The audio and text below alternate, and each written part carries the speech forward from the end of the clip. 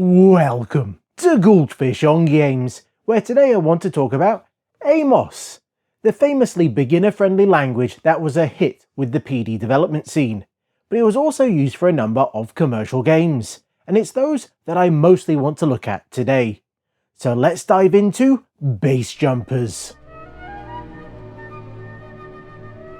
which was developed by Shadow and published by Rasputin in 1994. And this might be one of the more well-known games on the list. With the other one, we'll also see a little bit later, also released by this duo. Now the game itself is a bit of an odd one. It's really focused around multiplayer, with it having several options for you to have 4 players. To the extent it even has instructions in the manual on how to build a 4-player joystick adapter. But you can play it single player if you want, but it's not really its main focus. Now you'll start each level by needing to traverse the building, as you will have to head up to the roof, where you'll have all of the players all trying to get up at once. And with those being left behind being penalised if they fall off the screen. Now making your way up there is no easy task, as there'll be night guards that are blocking you, doors might be closed, and there might even be a few dead ends, as you'll have to climb up the ladders not knowing what's up there. This section, even in single player, can be chaotic, with icons dropping down the screen, and the jumping is... well, it is very Amos. If you played any Amos platformer, you'll know exactly what I mean. But this is only half of the game. The other half is the base jumping, where our dudes will launch themselves off the building and you'll have to guide them down, all while trying to avoid the obstacles that are on the building, but also each other, as you can ram each other around and try and knock them into other things. As our eventual goal is to get down to the bottom and then open our chute last, while obviously trying to give ourselves enough room to actually land, as you want to be the first one to make it to the ground. Well, at least to the ground in one piece. Now in multiplayer, this is a good old party fun game. In single player, it's not the best. Yo!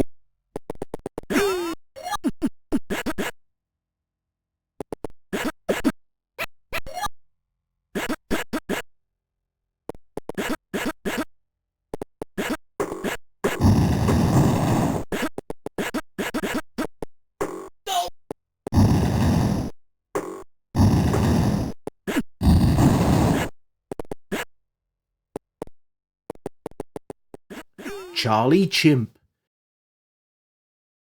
This was made by Brian Bell, and it was in theory published by Europress in 1993. Now this was a bit of an early breakout title for Amos. This was due to it winning a developer game competition that got it a publishing deal. And it let everyone know on the title screen that this was made in Amos, and that you too could earn money by making games. Also, for the low price of £10, you could get the source code to the game. Now, the title itself is a basic but serviceable take on Car V-Up, or City Connection, where you have to walk over the squares to change their colour. But you'll have to do this a few more times. But you can only start on the other colours once all the squares have been changed first. Now, trying to stop you are the various large things wandering around the level. Now these are actually far more deadly than you might expect, as even the merest hint of them touching you is enough to take out our chimpy hero. But you do have a weapon that will send them flying, but you'll really have to batter the enemies, as they will take far more hits than you might expect to eventually take them out. But if you do that, you will get a power-up that can help. Now all of this is very obviously timed, as why wouldn't you add extra challenge into a game like this? But that is not all, as you'll also have to take out all the monsters before you can complete a level. Although you can use the timer to your advantage, as when it runs out, all the baddies will be automatically taken out.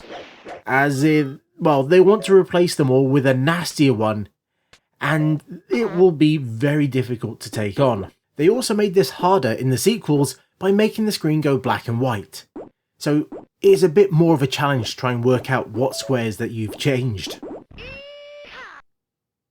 Now this is a bit of an odd one for this list, as there is a publisher listed for the game, but I've never actually seen a boxed copy. Now it's possible that this was only a mail order game, which made me wonder about including it in the list. But I think there is enough history with this game for its inclusion, plus it was featured on a number of magazines through the years. And I think it's a decent enough game that looks nice enough, and it has quite the range of baddies and weapons for you to use, and there are loads of levels for you to play in this and its various sequels. But you do have to take into account the twitchy controls.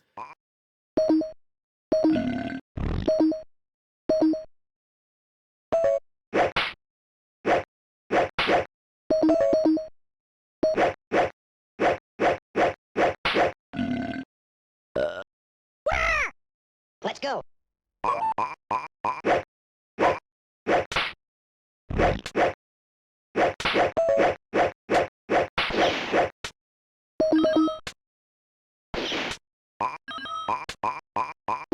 Now for those who don't know, Amos started its life as STOS for the Atari ST, an interpreted basic style language that made it easier to write games and applications for the Atari. Now this history gives Amos a good few of its quirks, as it wasn't really designed with the Amiga hardware in mind, and the interpreted nature, while making it quicker to get things running and allowing for easy debugging, did make it slower than native applications. Now this would be somewhat solved with the release of Amos the Compiler and Amos Pro. Amos Professional. Jetstrike. Another release by Shadow and Rasputin, and this one came out in 1993. And it's a flying game like no other, as not only are there lots of options from general practicing to an in-depth training system, but you get a large range of combat missions that you can also take on. And with all of this, you get a frankly ridiculous number of aircraft, including a dragon. But if you play this on the CD32, then they even expanded this for the CD machine, and you'll get even more craft to fly around with, even if the graphics are still the same. As unfortunately, Amos was never really updated to support the AGA chipset, at least not directly. You could make use of the extra RAM and CPU power. Now it's the flight model that people really love when it comes to this game, because it's all side on, and you'd think this would make it easier than a full 3D flight sim, but in some ways it's not. But that's mostly due to how you can pull off so many amazing tricks, as you can control the speed that you travel at and the angle that you're pointing, and between these you can stall, spin and jet off in another direction, which is handy as you'll have to deal with other enemy aircraft, or you just do it when you have absolutely no idea what you're doing. But just make sure you raise the undercarriage or you won't be able to fire. Now as you progress in the game, you'll take on enemy aircraft that very much know how to fly and target you, as well as ground targets that you'll end up shooting past before you get a chance to drop your bombs. But the more you practice with the controls, the more you'll get a feeling for them. And it's an incredibly well designed game that runs really smoothly considering the language. But at this point, I think the compiler and pro versions were out, which would have helped.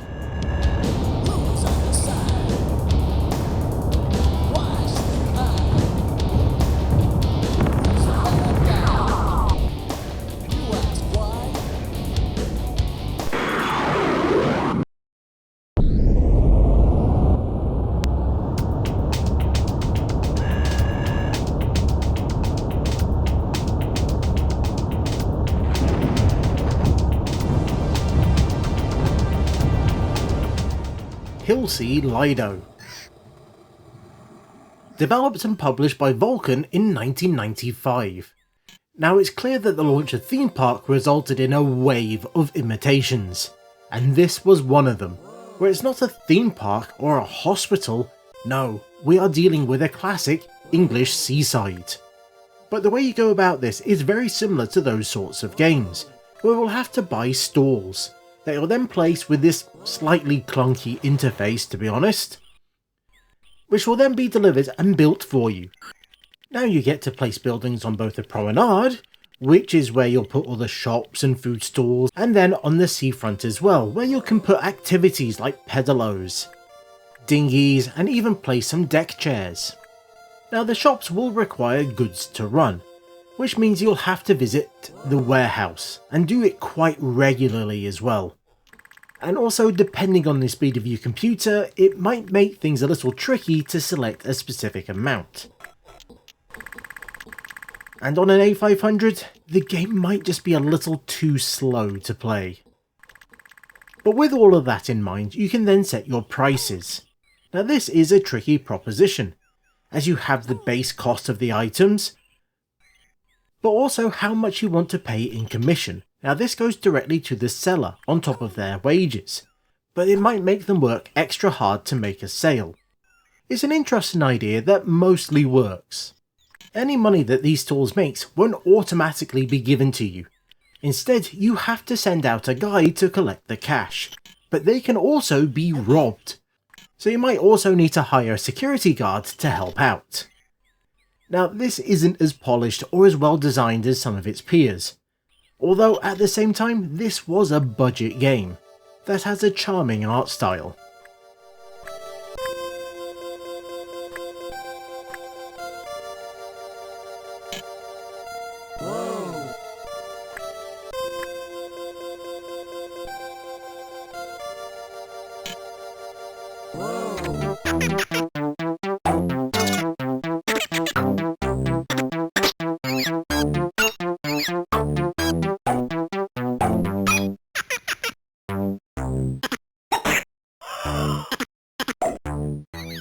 Now in the early days, if you wanted to learn Amos, that meant reading the manual. And if you got later editions, then you could also check out some of the samples that were on the extras disc.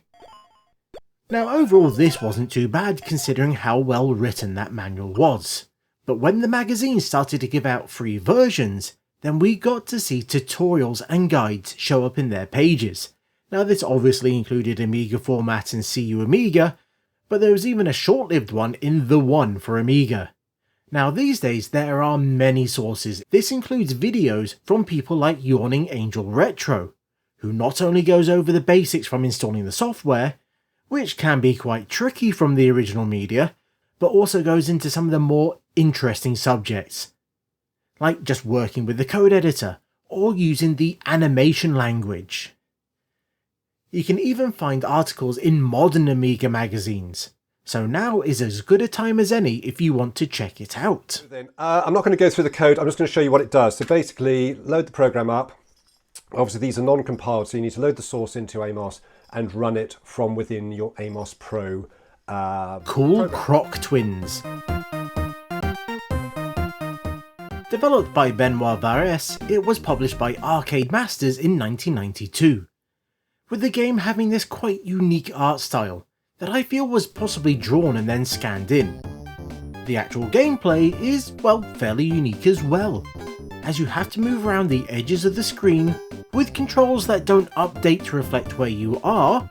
So if at the top of the screen, then pressing right will move you left and left will make you move right. It's one of those, it's fine when you're in motion, but if you stop it can take you a moment to work out which direction you need to press.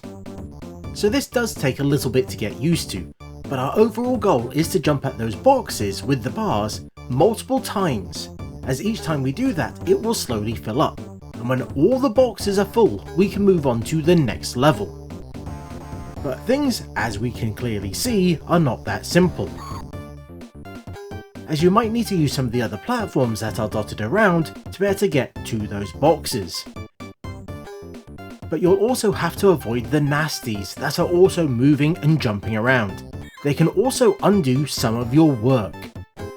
And if you collide with them, well, they can take out one of your lives. But if you time it just right, you can take them out instead, even if they will return after a short while. This has a very arcade game vibe to it. including the Pac-Man style level transitions, that makes it look as if we're chasing after that Lady Croc. And that is sort of what's going on here, as she couldn't choose between punk and funk Croc. So she runs off to a crockery. And so the twins, they've decided they're going to battle through 60 levels to try and win her heart. Now, as you can imagine, the levels get more and more complex as you go on, with new obstacles showing up, like question marks that might send you in a random direction, or ice that will hold you for a few seconds before moving you on. But amazingly, all this also seems to affect the baddies, which isn't always the case in these types of games.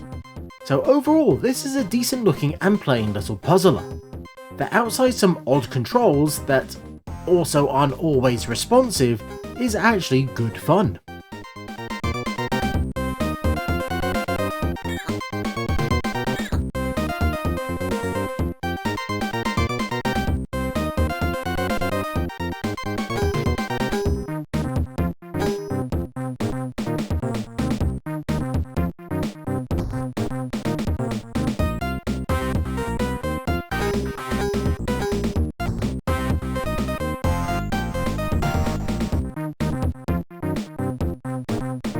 Fun School released a silly number of titles across the years, and for the 16-bit versions they were made with Amos and STOS, which I guess made it easier to port them from the Atari ST to the Amiga.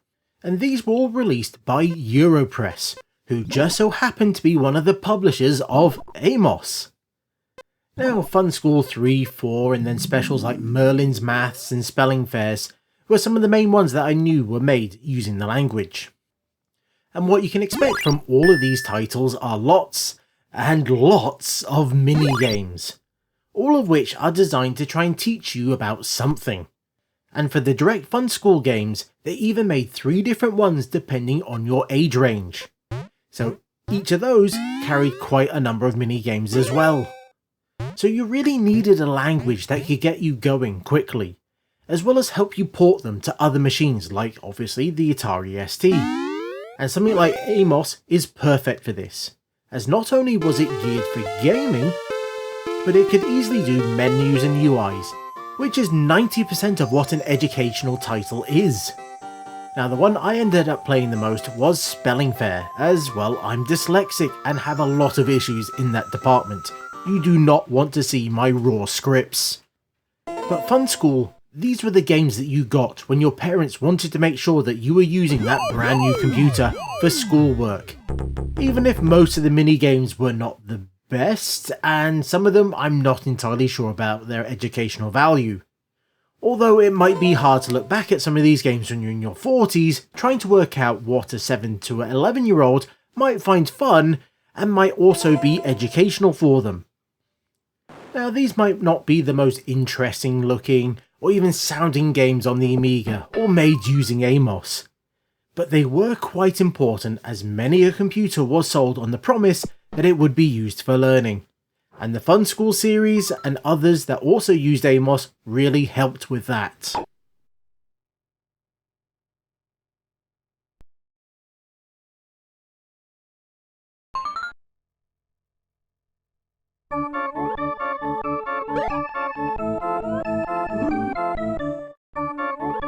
Now, Amos is still being used today for brand new games, with them being shared for free on places like Aminet, or even in almost shareware style on places like itch.io.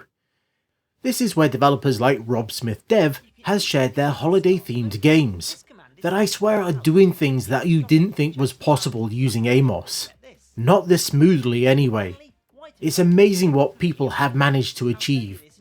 More so when they get it to talk to external hardware.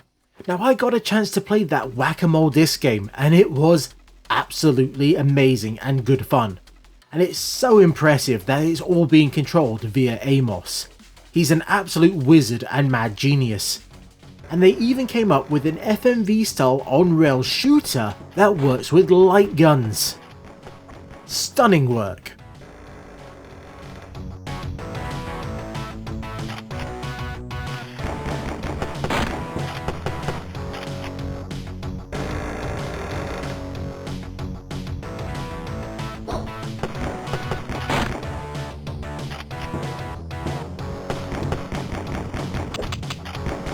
The Dream of Rowan.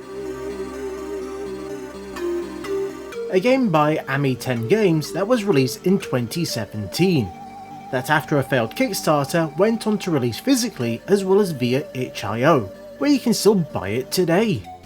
Now the game opens up with an impressive 3D rendered cutscene, before going into the game proper, which is a 2D platformer. That is one of the better handling platformers that I've played in Amos. It's not as twitchy as they tend to be, but it's very precise, to the extent that you do need to think about your jumps, as they will react differently depending on if you jump up first or if you try to jump at an angle. Now one of the main mechanics of the game is that it has unlimited baddies spawning off the screen, which I have to admit is not one of my favourites, as you'll need to travel from one side of these pre-rendered levels to the other, and if a baddie spawns just as you're trying to leave, then it's a bit of a cheap death. It's also quite cheap when the invulnerability frames barely exist, so you can lose your lives very quickly. In the boss fights, losing a single life can quite easily lead to you losing all of them and the fight altogether. Now even with upgrades to the weapons that you can collect, the bosses take so much work to take down. More so when again you're having to deal with infinite spawning baddies that will also show up. Now the whole thing feels like a decent technical achievement. There's lots of music, voice samples, and it even has smooth scrolling when lots is going on. There's also an absolutely excellent presentation. But wow, the design side of things really needed some serious work. Now, yes, it is great that this will run on any 2MB Amiga, so if you have a souped up A500 Plus or 600, then go for it.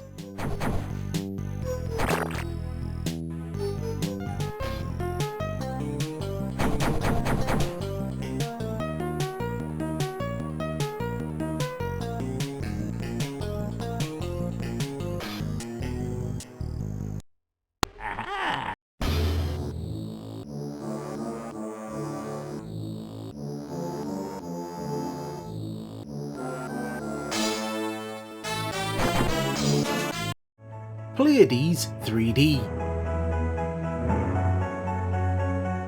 A game by MickXX.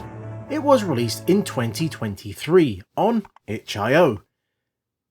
And this is the only game on the list that uses Amos 3D, a special version of Amos that, well, was designed for making 3D games. I guess you could see it as its answer to the 3D construction kit. Now the game is a sort of cut down Elite, where you have to fly around this area trying to collect gems, as you'll need to earn money to save Alice. Now this means flying out to the gems that you can spot on the radar, then scooping them up. And so your basic loot becomes scoop up, or really ram into a number of gems, and then head back to the space station to sell them on, and then repeat. But you aren't alone in space, there are others that will be attacking you, and you'll have to defend yourself with a limited stock of missiles. As you might expect, you can buy more ammo and shields back at the base, but that will use up those precious credits that you've worked so hard to collect. It's a simple game that is fun to mess around with. There's also multiple systems that you can eventually jump to when you buy a jump engine. But it is weirdly a little bit limited, as you can only get it as an ADF file, and you have to start it from the disk. But I have to say, for a 3D game written in Amos, this runs quite nicely, at least on an Amiga 1200.